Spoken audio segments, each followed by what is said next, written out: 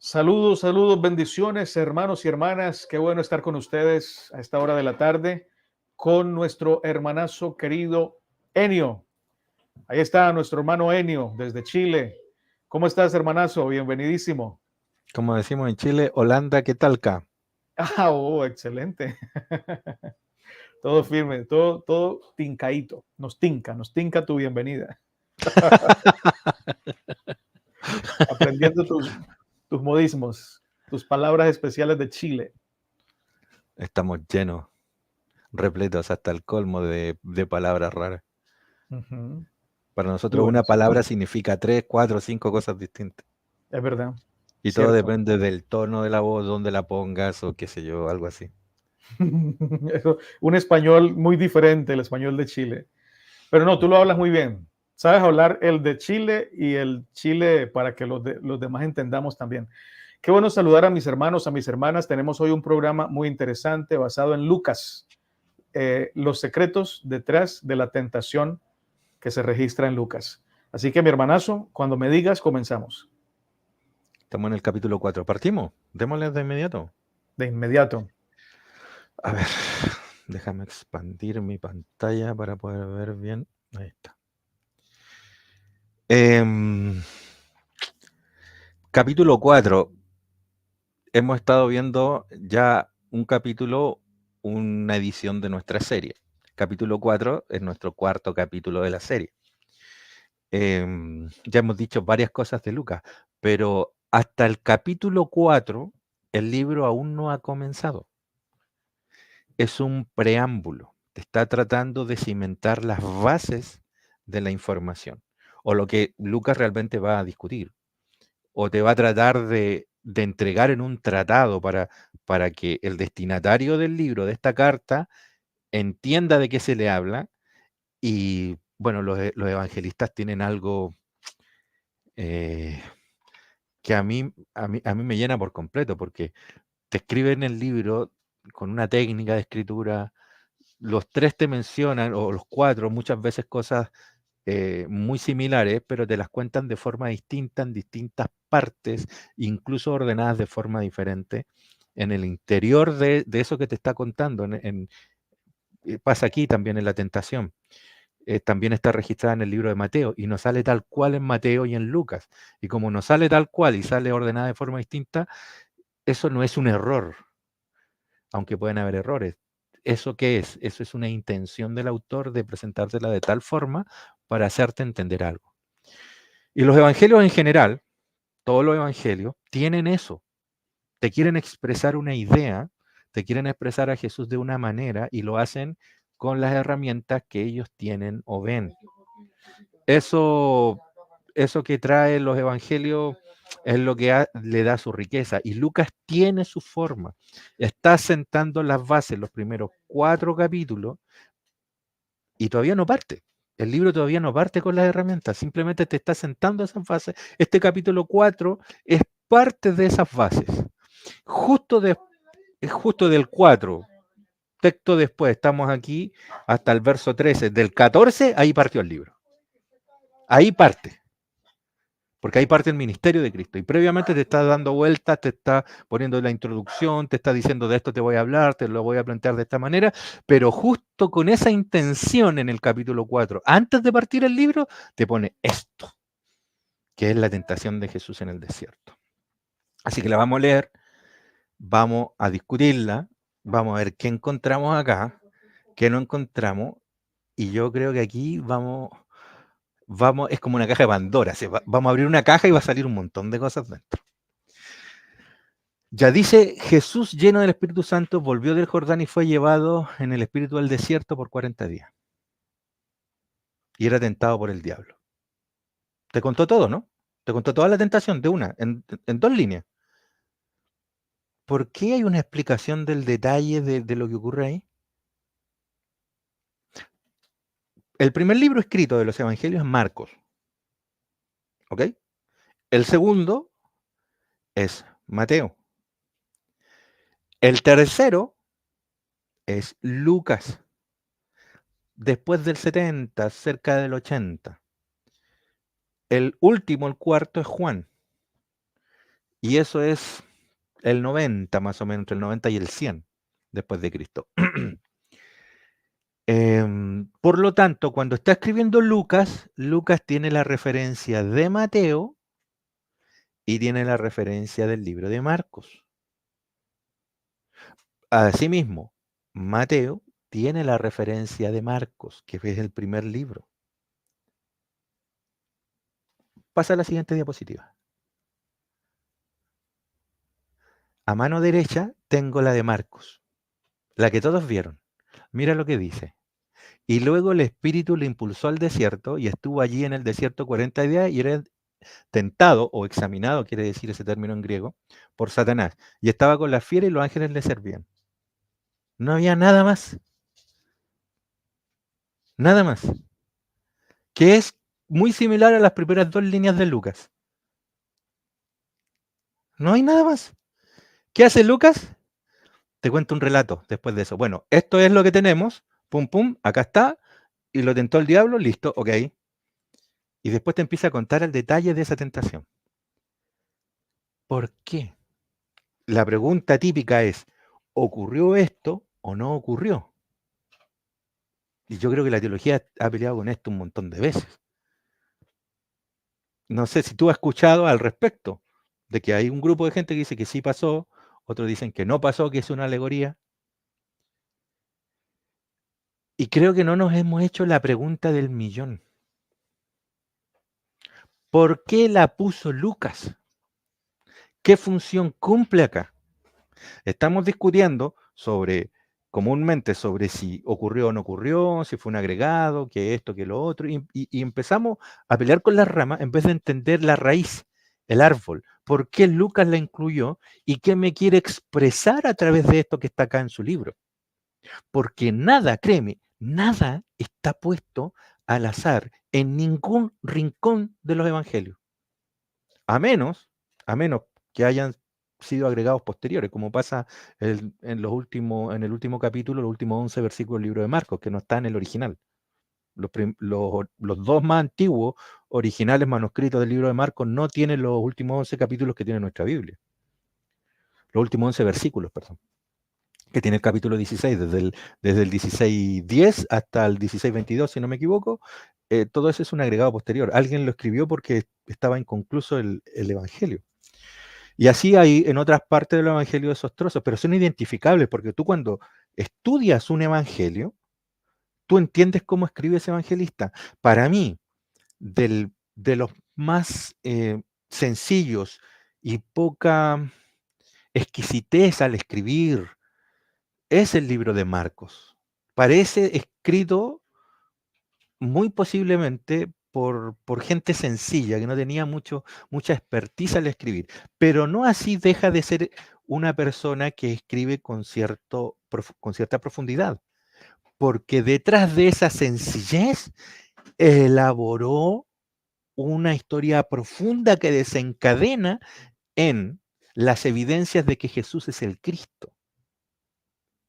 Y así es el libro de Marcos. Ahora el libro de Lucas te está sentando las bases hasta este capítulo 4. Dentro de la introducción de esas bases está la tentación porque algo te quiere expresar. Y si te quedas si no ocurrió o no ocurrió, no puedes ver la información que te está tratando de transmitir. Y da la sensación que para el escritor de Lucas, o para el Lucas mismo, tomémoslo así, te está hablando de algo conocido, de algo que se sabe. ¿Ok? Vayamos a leerlo. Dice, era tentado por el diablo. Y en primer lugar dice, no comió nada en aquellos días. Es muy probable que el suceso histórico haya sido que Jesús se aisló, se fue al desierto por un tiempo. Todo lo que está como contenido de lo que ocurrió ahí es lo que posiblemente, con alguna intención, estos escritores desarrollaron. Claro, porque la única forma de saber qué ocurrió ahí, ¿cuál es? ¿Cómo podrías saber qué ocurrió en el desierto? ¿Quién te lo tendría que haber contado? Jesús. Porque ellos no estuvieron. De hecho, a esa altura ni siquiera eran discípulos de Jesús. Entonces, te lo tiene que haber contado Jesús. Y estamos hablando de escritores que son de segunda, tercera generación después de los discípulos. De hecho, cuando se escribió Lucas en el 80, 7 discípulos al menos estaban muertos. Y yo creo que todos menos Juan estaban muertos. Entonces, o la gran mayoría, la gran mayoría. Entonces, ¿qué tienes acá? Segundas, terceras generaciones de seguidores de seguidores. Y por alguna razón, el escritor lo agregó. Y le dice, tuvo hambre, ok, ¿qué tienes? ¿Hambre? ¿No comió? Y dice, entonces el diablo le dijo, se te está haciendo por entender, o sea, tú a esa altura ya sabes quién es el diablo para el escritor, porque no te lo explica. No te dice, el diablo es tal persona, el diablo es esto, o el diablo es aquello. Para él no le interesa esa parte, para el escritor. Porque posiblemente ya lo sabes, o ya se habla en todas partes qué es lo que es, o te lo va a expresar en el libro. Entonces, se le aparece el diablo, dice. Ya, ok. Y el diablo le dice, si eres hijo de Dios, di que esta piedra se convierta en pan. Ya, tenemos la primera, piedra en pan. Y Jesús respondiendo le dijo, escrito está, no solo de pan vive el hombre, sino de toda palabra de Dios, que sale de la boca de Dios. Mira, una pregunta.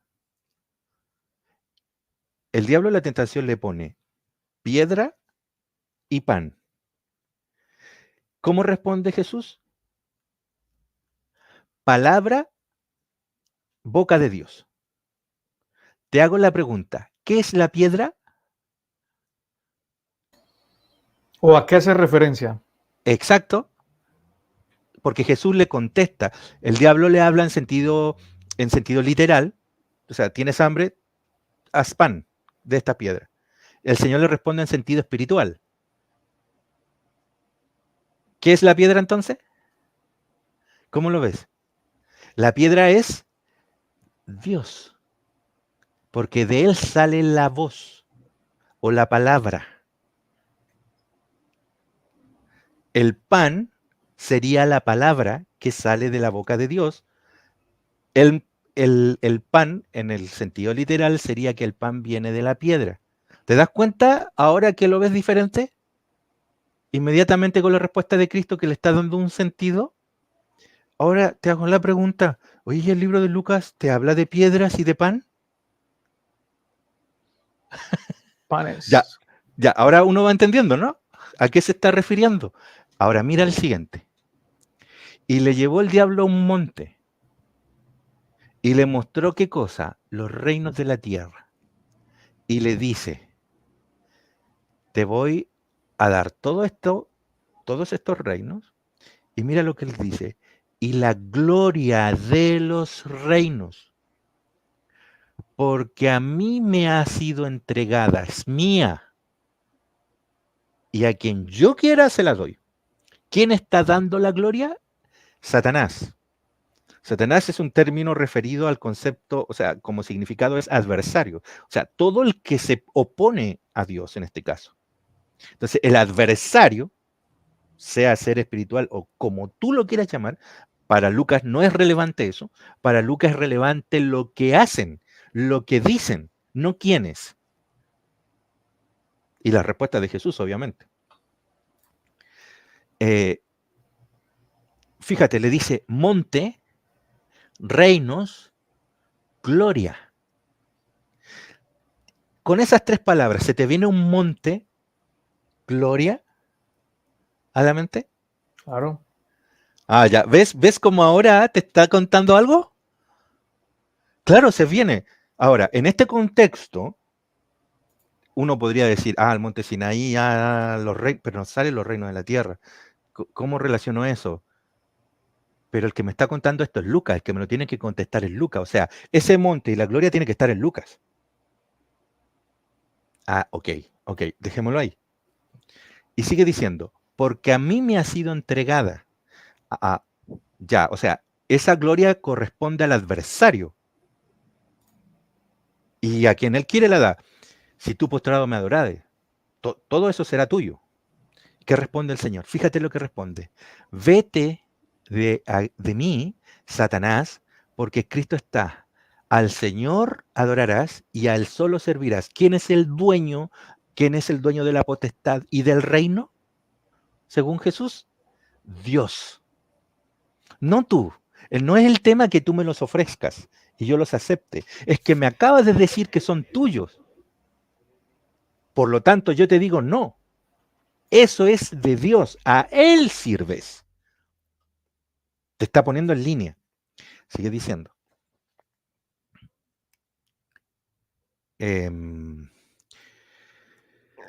Verso 9. Y le llevó a Jerusalén. ¿Y dónde lo pone? En el pináculo del templo. O sea, en la parte más alta. Y le dice, si eres hijo de Dios, échate abajo. ¿Quién se tenía que echar abajo? Jesús. Ya, ok. Jesús se echa abajo. ¿Jesús alguna vez dijo que él era el templo? ¿Se refirió al templo como él, como su persona? Destruid este templo y en 3 días lo levantaré. Excelente. Templo caído. Se lo sube al templo y le dice, lánzate. Todos estos elementos son desenredados en el libro de Lucas. Todos estos conceptos están explicados desde el punto de vista del que niega a Dios, el adversario, y la solución que Dios le da en el camino. Este es el preámbulo, son las bases de lo que te va a venir a explicar. Y te vas a sorprender cómo están escritos esos elementos. Y que tiene que haber más. Pues no lo podemos mostrar todo porque si no tendríamos que estar explicando todo el libro y estamos recién hablando de 4. Échate, qué sé yo. Y dice, y en las manos te sostendrán, o sea, los ángeles, pero fíjate cómo lo plantea Lucas la tentación. La tentación no es a tirarse. ¿A quién es la tentación acá? Porque dice que Dios no va a dejar que mueras. Por lo tanto, Dios va a evitar que tú mueras, porque va a mandar a sus ángeles y te va a salvar. ¿Está desafiando a quién? A Dios. Dios. A Dios. ¿Jesús iba a la muerte? Sabemos que sí, hoy. Su tiempo, sí. Era un tema de tiempo. Jesús iba a la muerte. Oye, ¿y Dios Padre lo iba a dejar? ¿Iba a dejar que lo mataran? Buena pregunta. Estas son las temáticas descritas en la tentación. A esto se me está refiriendo. Y fíjate cómo termina. No tentarás al Señor tu Dios. ¿Te fijas que la tentación es para el Señor, para el Padre? Sí. Y cuando el diablo hubo acabado la tentación, mira lo que dice, con su qué. Lucas es muy inteligente porque Lucas está diciendo, mira, fíjate, dice Lucas, se apartó de él, pero dice por un tiempito o por un tiempo. Da la sensación que es por un poquito. Te voy a dejar solo un poco y voy a aparecer. ¿Con qué? Con las 3. Voy a aparecer con las 3. Eso es lo que le está diciendo. Y esto está en el libro de Lucas completo por todas partes. Está por todos lados. De hecho, ¿cómo lo entiendo? Porque esto mismo está en Mateo, pero en Mateo están invertidas las 2 tentaciones. Lucas quería terminar con esta, porque para Lucas era relevante el templo, el pináculo del templo, arriba. Llevarlo arriba para que se lance. Y ya lo vamos a ver, está en el mismo capítulo 4. Ahora, haciendo referencia a estas 3 tentaciones, veamos algunas de las cosas que ya comentamos, confirmemos los contextos que están en Lucas, esparcidos por otras partes. Siguiente. Mira lo que le dice 14 y 15. Oyendo esto, uno de los que estaban sentados con él a la mesa dijo, bienaventurado el que coma pan en el reino. Fíjate, aquí está mezclada la segunda tentación del reino, te daré los reinos, con el pan. Pero el pan se come en el reino, en ese reino, no en el otro reino. Esa es la tentación, que te comas el pan en este reino, no en ese reino. Mira lo que dice el 19. Entonces algunos de los fariseos de entre la multitud le dijeron, maestro, reprende a tus discípulos. Él respondiendo les dijo, os digo que si estos callaran, ¿quiénes hablan? Las piedras. Oye, pero si las piedras se convierten en pan y recién el Señor había dicho que esa era la palabra que salía de Dios. Las piedras hablan. El pan es la voz. ¿La voz? No, no, es que no estoy entendiendo, no estoy entendiendo. ¿La voz? Sí, la voz. Bautismo, Jesús, del cielo, ¿qué sale? Una voz que le dice, este es mi hijo amado.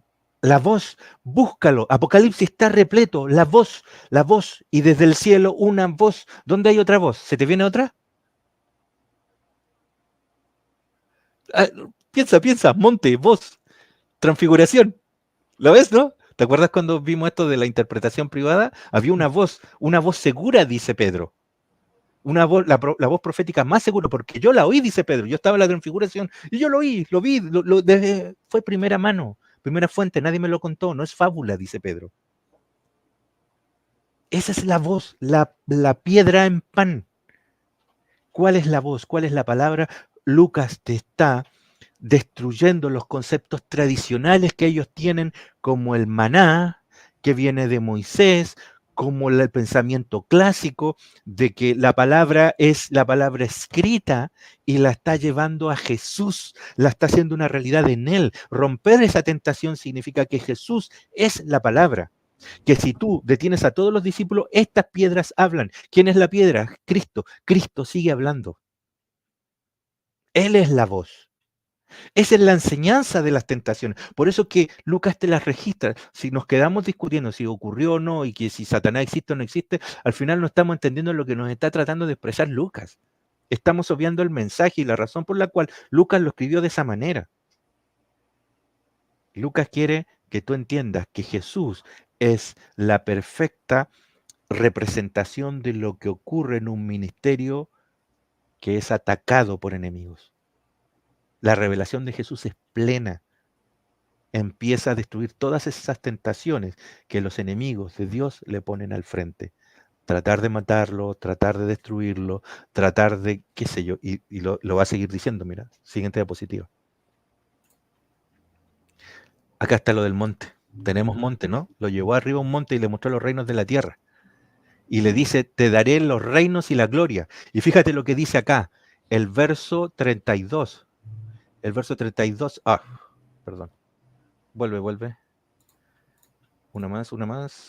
Ahí está. Verso 32 dice, y Pedro y los que estaban con él en el monte de la transfiguración estaban rendidos de sueño, tenían sueño, mas permanecieron despiertos. ¿Y qué dice que ven? La gloria de Dios. Entonces, esa tentación, el diablo le ofrece en el monte alto los reinos de la tierra y la gloria de Dios. ¿Qué es Lucas 9? Es la instauración del reino de los cielos en la tierra. Ven a Jesús como Dios, lo ven revelado como Él es en esencia. Eso es lo que ven, es la inauguración del reino. Está inaugurado, se implantó, todo lo demás es un preámbulo, es preparar el terreno para inaugurar el reino. La venida del reino es Cristo ahí. Eso también lo dice el capítulo 9 de Marcos. Capítulo 9 de Marcos es la transfiguración.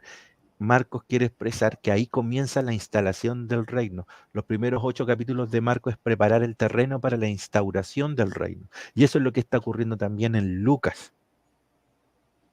Y mira lo que dice, este es mi hijo amado, a él oíd.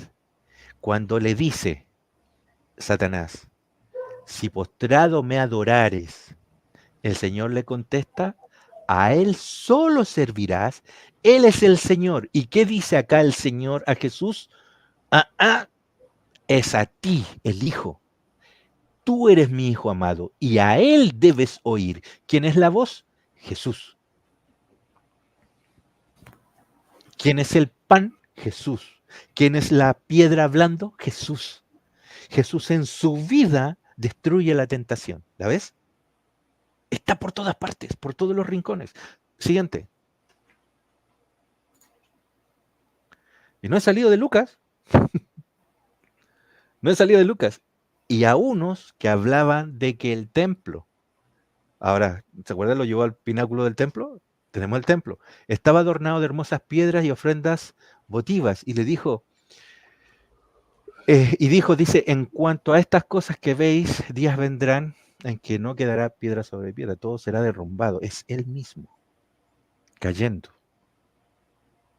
Es el templo. Es lo mismo. Ya, siguiente. Ahora vamos a continuar con el capítulo 4, porque salpicamos en otras partes para encontrar las evidencias del rastro que dejó Lucas en la tentación en el resto del libro. Pero continuemos con el capítulo 4, porque el capítulo 4 no termina en la tentación. Mira lo que comienza del siguiente versículo. Jesús principia o comienza su ministerio. Aquí recién parte el libro, justo después de la tentación, en el verso 14. Y Jesús volvió en el poder del Espíritu a Galilea y se difundió su fama por toda la tierra alrededor y enseñaba en las sinagogas de ellos y era glorificado por todos ellos. O sea, todos le rendían gloria a Jesús de alguna manera porque dice que enseñaba en la sinagoga y les gustaba a la gente. ¿Sabes qué? Estudiando el día de ayer, cosas relacionadas con el origen, con la cueva de Qumran, con los libros y todo esto, llegué a información de que Jesús, muy posiblemente, ¿por qué? Porque estamos hablando de cristianos que nacieron el año 60, murieron el año 140. Son cristianos que ellos escribieron algunas cosas y fueron enseñados por los discípulos cuando estaban viejitos, algunos, y los seguidores de estos discípulos cuando ya también estaban grandes. Estamos hablando de la tercera generación de cristianos. O sea, el que estoy relatando es aquel que escuchó de quienes estuvieron a los pies de los discípulos. Incluso algunos directamente de ellos. Y hasta ese momento, la tradición de las cosas de la vida de Cristo solo se transmitía en oral. Solo eran orales. Pero hay 3 de estos personajes que vivieron entre el año 60 después de Cristo y el año 180 después de Cristo, al menos 3 que citan a Juan Marcos y dicen que las tradiciones orales Juan Marcos las trataba de escribir en orden. Y los 3 coinciden en lo siguiente. Eusebio, el escritor Eusebio del año 300, hace referencia a esas personas. Y dice, estas personas hacen referencia a Juan Marcos, que Juan Marcos escribía los relatos de Pedro, porque Pedro tenía problemas. Juan Marcos era escribano, entonces Pedro tenía problemas para escribir bien. Le escribía a Juan Marcos. Pero resulta que Juan Marcos, el año 46 después de Cristo, o sea, cerca de 12, 13 años después que Jesús murió, se fue en un viaje un año completo con Pablo. Entonces, Juan Marcos tenía la influencia directa de Pedro y por otro lado tenía la influencia directa de Pablo. Directa. Y eso pasó entre el año 40 y el 46 después de Cristo. Entonces, hay mucho donde analizar. Y de estos escritores, hay uno que nació el 60, por ahí me olvidé el nombre. Ese personaje dice que él estaba feliz de recibir todo esto que venía oral. Se iba contando de generación en generación. Pero él dice, hasta que me llegaron escritos. Es que no están canonizados, o sea, no están en nuestro evangelio. Me llegaron escritos, dice, de Pedro, de Santiago, de Timoteo, de fulano, de tal, y empieza a mencionar los discípulos de Andrés, de Felipe, de todos ellos, y enriquecieron el relato que yo había oído. Y esa persona se dedicó también a escribir los relatos, mezclarlos con los textos de los discípulos y salieron otros textos. Incluso uno de ellos son cartas que Jesús se mandaba. Nosotros pensamos que a veces el ministerio de Cristo son lo que dicen los evangelios nomás y que eso está escrito después de que Jesús tenía 30 años, después de su bautismo. Y que Jesús antes de los 30 años lo único que hacía eran mesas de madera. Y tenemos esa imagen del cine y la televisión y lo que nos dice el evangelio acá, ¿no? Pero no es así. Jesús tuvo mucha relación con los sirios, porque él vivía en Galilea. Nazaret estaba ahí cerca, en Galilea. Y al lado de Galilea, la región de Galilea, cuyo gobernador era Herodes, al lado estaba Idumea, de donde eran los de Edom. Y en Idumea, en el centro, todo el sector es sirio, estaba la ciudad de Damasco. Y Jesús se mandaba correspondencia y visitaba a los sirios porque estaban ahí mismo. Lo vamos a ver, hay un guiño en Lucas a ese hecho. Hay un pequeño guiño. Yo lo había estudiado el día de ayer en relación a Marco, porque estaba estudiando el libro de Marco, y dije, ¡wow! Esto está acá. Esto está acá. Y Jesús se manda. Y esas cartas estos hombres las tenían, pero todas estas cosas se perdieron o están en alguna parte. Y hay información de historiadores que son del siglo III, del año 300, que hacen referencia a estas personas que son discípulos de segunda, tercera generación, entre el año 60 después de Cristo y el año 180, que ellos sí tenían acceso a esta información. Esos fueron los años que se comenzaron a escribir las cosas, pero que conozcamos nosotros, porque ellos hacen referencia a textos que los discípulos también lograron escribir.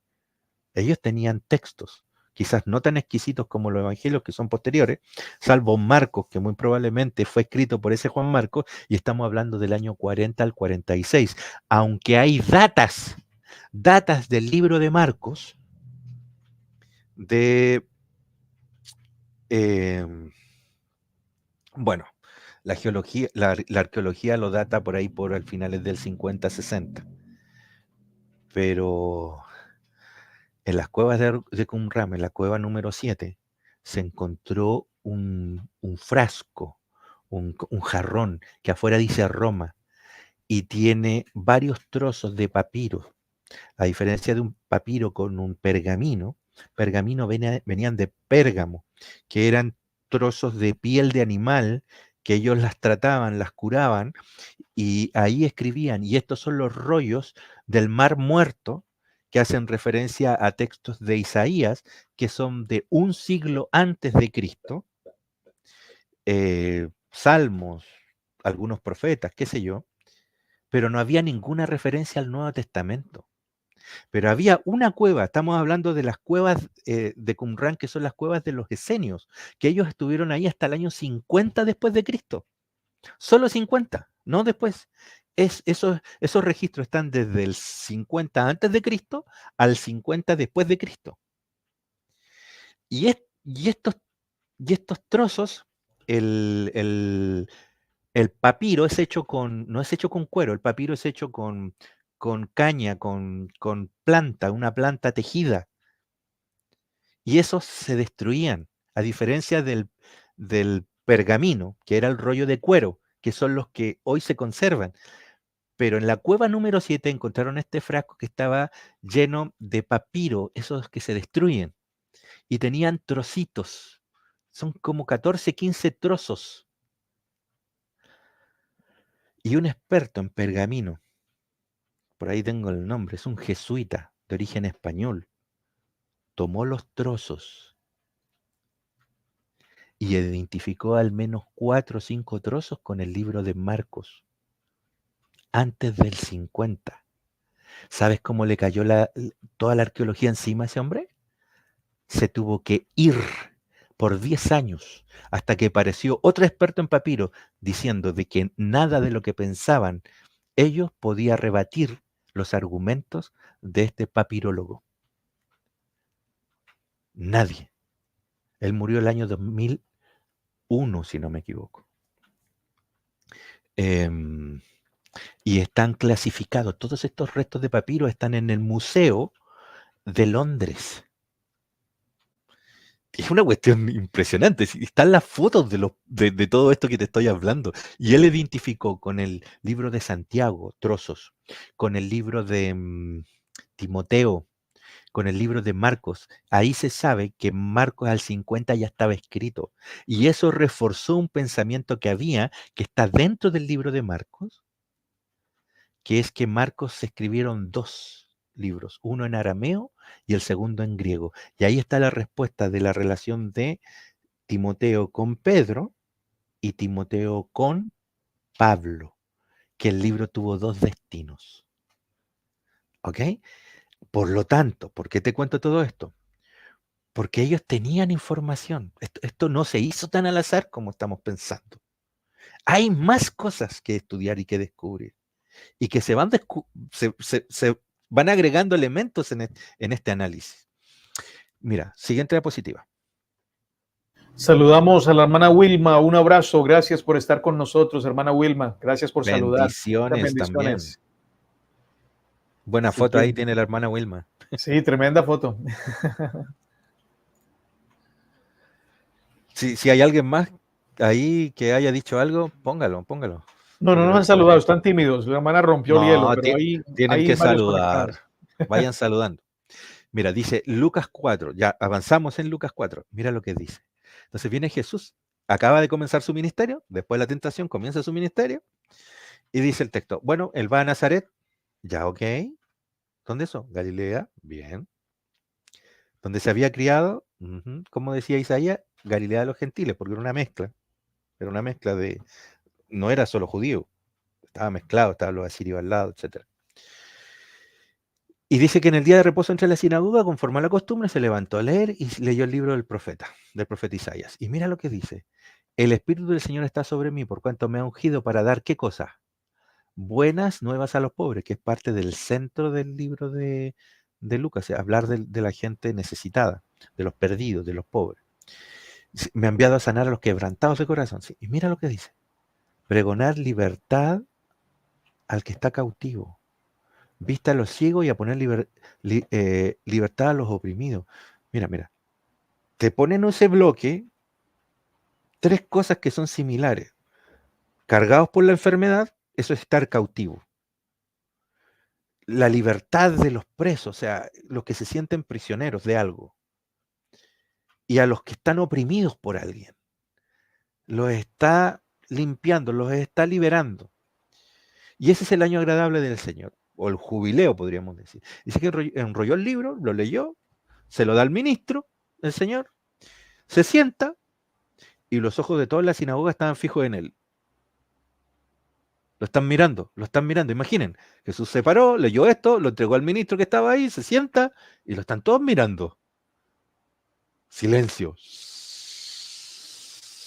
¿Lo conocían? Sí. ¿Sabían quién era? Visitaba regularmente la sinagoga, dice. Siguiente texto. Parte de lo mismo. Antes de eso, Bendiciones. saludemos a Namar. Bendiciones, Namar, bendiciones. Gracias por el saludo. Siguiente diapositiva. Aquí está. Y miren lo que comenzó a decirle. Hoy se ha cumplido la escritura delante de ustedes. Lo que acabo de leer. ¿Cómo? ¿Ese año es ahora? Y mira lo que dicen. Y todos daban pues testimonio de él. Ah, sí. Muy bien. Fíjate que no se le enojan. Sí, está bien, estamos de acuerdo, se ha cumplido. Y dije que estaban maravillados de las palabras de gracia que salían de su boca y decían, y aquí empieza, oye, ¿este no era el hijo de José? ¿Qué quieren decir cuando dicen es el hijo de José? Ya lo habíamos visto en la genealogía. Sabemos que él no es hijo directo de José. ¿Qué están tratando de decir? Que no tenía papá. Entonces, este es el de José nomás, ¿se acuerdan? El que José decía que era su hijo. Eso es lo que están diciendo. Él les dice, sin duda que están pensando, o seguro me van a decir esto, este refrán, dice el Señor. Médico, cúrate a ti mismo. Es como queriéndote decir, oye, arregla primero tu casa y después me vienes a explicar a mí. Eso le están diciendo. Jesús les hace como eco de sus pensamientos.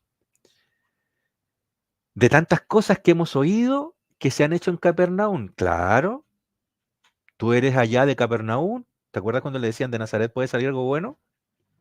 Sí, de allá eres tú, eres el hijito de José y no estás diciendo estas cosas. Bueno, así como te tienes que sanar a ti mismo, sana esta tierra.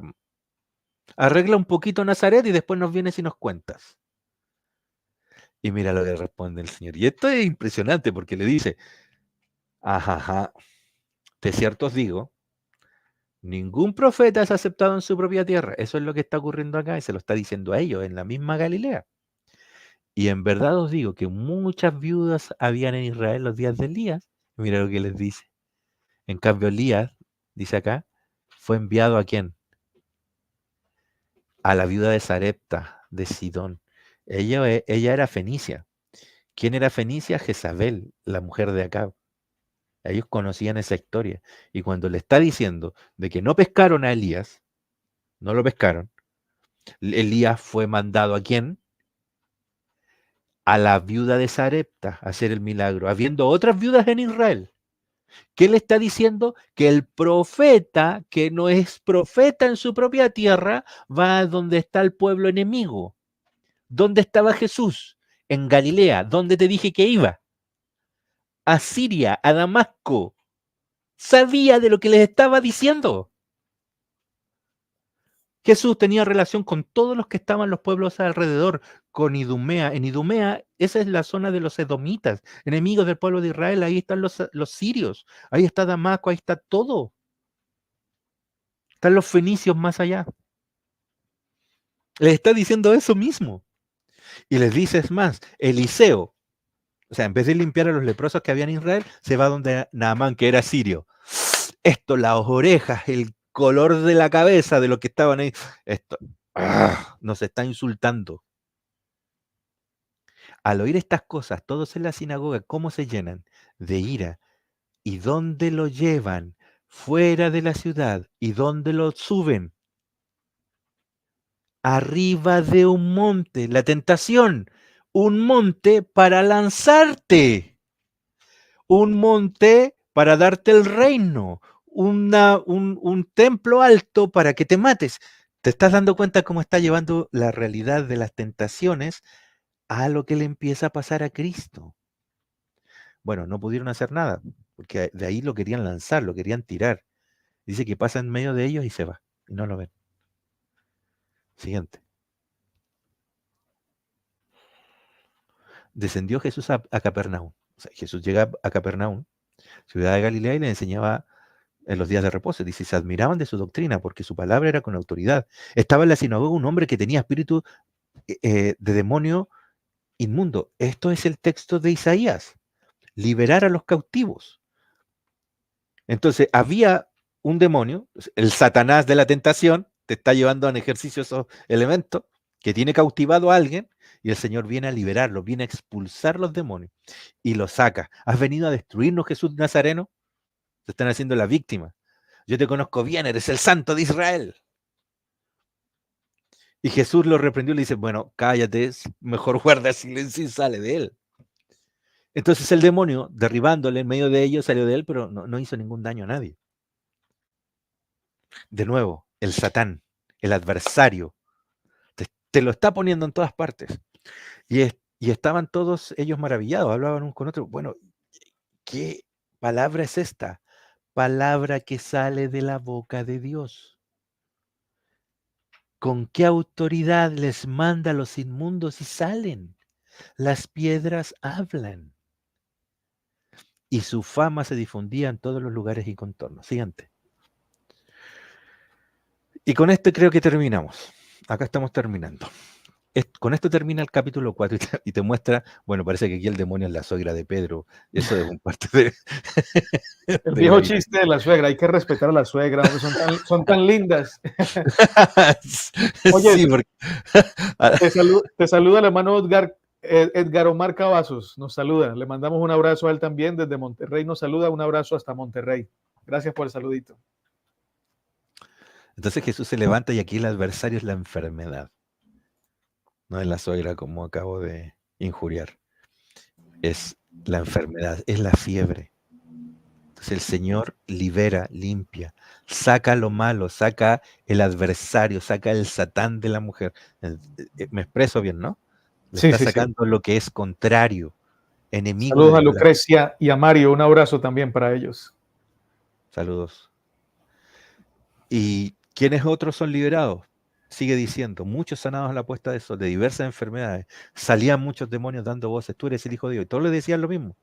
Si eres hijo de Dios, di que estas piedras se convierten en pan. Todos los demonios le gritaban, tú eres el Hijo de Dios, tú eres el Hijo de Dios. Te está repitiendo las tentaciones por cada rincón. Jesús recorre toda Galilea predicando, dice el 42. Cuando ya era de día, salió y fue a un lugar en el desierto y la gente le buscaba. Llegando donde él estaba, le detenían para que no se fuera de ellos. Pero él les dijo, es necesario que también otras ciudades anuncie el evangelio del reino de Dios. Porque para esto he sido enviado, y predicaba en las sinagogas de Galilea. Lucas está llevando a una realidad lo que te quiso decir con la tentación, que Jesús va a, a ser firme en contra de todos los que deseen destruir a Jesús, deseen destruir su ministerio, que no crean en lo que Él está haciendo. Y Él lo hace de una manera que no daña al resto. Pasó entre medio y no lo vieron, se fue. El Señor así destruye la tentación, que no es tentarse a hacer algo malo, es una figura. Ahora, hay otros que ven, y esto lo explico en la serie que está en el canal ESER, en mi canal ESER, que es el capítulo 2 de la trilogía de Lucas. Explicamos otra forma que se puede ver también la tentación, que es una alegoría de Israel, porque tú ves 40 días en el desierto, 40 años el pueblo de Israel. En el desierto aparecen las serpientes, está el maná, la piedra que sale agua, están todos los mismos elementos jugando. Aparece el santuario en el desierto, está el monte de Sinaí, el monte que si te lanzas de ahí, están todos los elementos del desierto en la tentación de Jesús. Entonces, perfectamente eso puede ser em, expresado desde que Jesús lo que está haciendo es revelando lo que realmente en el desierto ocurrió. En el desierto, ¿quién aparece? Aparece el Satán, el adversario, ese que nosotros nos dijeron que era Dios. No, no es Dios, es alguien que está haciéndose pasar por Dios, es algo que está destruyendo su imagen. Y eso lo explicamos, es otra forma de verlo. Pero para Lucas, es Lucas el que lo debe explicar, porque está en su libro. Eso sienta las bases de cómo Lucas nos está mostrando que el Señor vence frente a cualquiera que lo quiera destruir. Y eso es lo que ocurre cuando le dice a Pedro, le dice, vete de aquí, ¿cómo le dice Satán? Alguien dice, oye, pero que Jesús fue muy duro con Pedro, ¿cómo le dice Satanás? Y eso es solo aislar el texto, porque los textos anteriores, Jesús le había preguntado, ¿y tú, Pedro, quién dices que yo soy? ¿Y qué le dice Pedro? Tú eres el Cristo, el Hijo de Dios, ¿no? Ujú. Cuando le dice, ojalá, Señor, esto no te acontezca, y Jesús le anuncia la muerte, y después Jesús le dice, vete de aquí, Satanás, recién le había dicho que se lo había revelado Dios, y después le dice Satanás en el versículo siguiente. ¿Eso a nadie le llama la atención? Claro. Llama la atención. ¿Por qué ese cambio radical de un versículo al otro? El suceso es el mismo. En un momento le está diciendo, oh, esto te lo reveló el Padre, y después le dice, ya, ándate de aquí, Satanás. Entonces Jesús es bipolar. Cambió en un segundo a otro. No, es que no entendemos lo que está sucediendo. ¿Y por qué los evangelistas lo dicen de esa forma? Lo que está haciendo que todo lo que sea contrario al ministerio de Cristo. O sea, por un lado, Pedro entendía que Jesús era el Mesías, el Cristo, el que había de venir. Pero por otro lado, no entendía lo que es ser Mesías.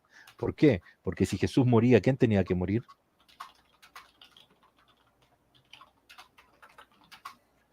¿Quién tenía que morir si el maestro muere? Los discípulos. ¿Te acuerdas cuando los discípulos van y le preguntan, dos discípulos le dicen, bueno, ¿por qué no nos ayuda, Señor? Contéstanos esto. Incluso mandan a la mamá, dice un evangelio, ponme a la derecha, ponme a la izquierda, uno a cada lado. Entonces el Señor les dice, bueno, ¿realmente ustedes quieren beber del vaso que yo voy a beber? ¿Saben lo Y que me le va a están tocar. pidiendo? Bueno, les dice, bueno, no están preparados, pero les va a tocar igual. ¿Cuál fue el primer discípulo que murió? ¿Te recuerdas? El libro Claro, de Hechos. Jacobo. Jacobo, ¿no? Ujú. Hermano de Juan. No fue Jacobo que estaba ahí metido, parece que Sí, sí, Jacobo fue uno de los que le dijo. ese fue. Porque el otro Jacobo es el hermano de Jesús, pero el que muere ahí es el hermano de Juan. Sí, entonces esto no es casualidad. No es casualidad. Bueno, aquí terminamos con esta parte del capítulo 4. Le encontramos un sentido, ¿te fijas? A la tentación de Cristo. Le encontramos una razón dentro del libro y una explicación que Lucas va a ir dando en la forma en que él está poniendo la diferencia entre lo que viene de Dios y lo que es contrario a Dios. Y lo está esparciendo por todo el libro. Interesantísimo, don Enio. Usted siempre tan apasionado por las escrituras y entregando conocimiento sencillo pero profundo. Gracias, gracias. Que Dios te siga dando vida y salud. Y bueno, nos veremos pronto, prontico, con la ayuda de Dios.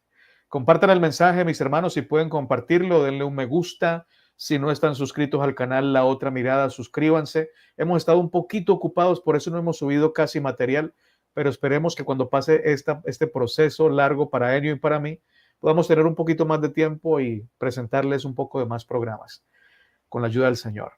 Así que un abrazo, Enio, Enio genio. Y abrazo para Wilma, para Namar, para Edgar y para Lucrecia y para Mario. Dios los guarde en su divino amor. Próxima semana se nos viene el 5 de Lucas. Estudien La el Otra capítulo Mirada 5 de de Lucas 5.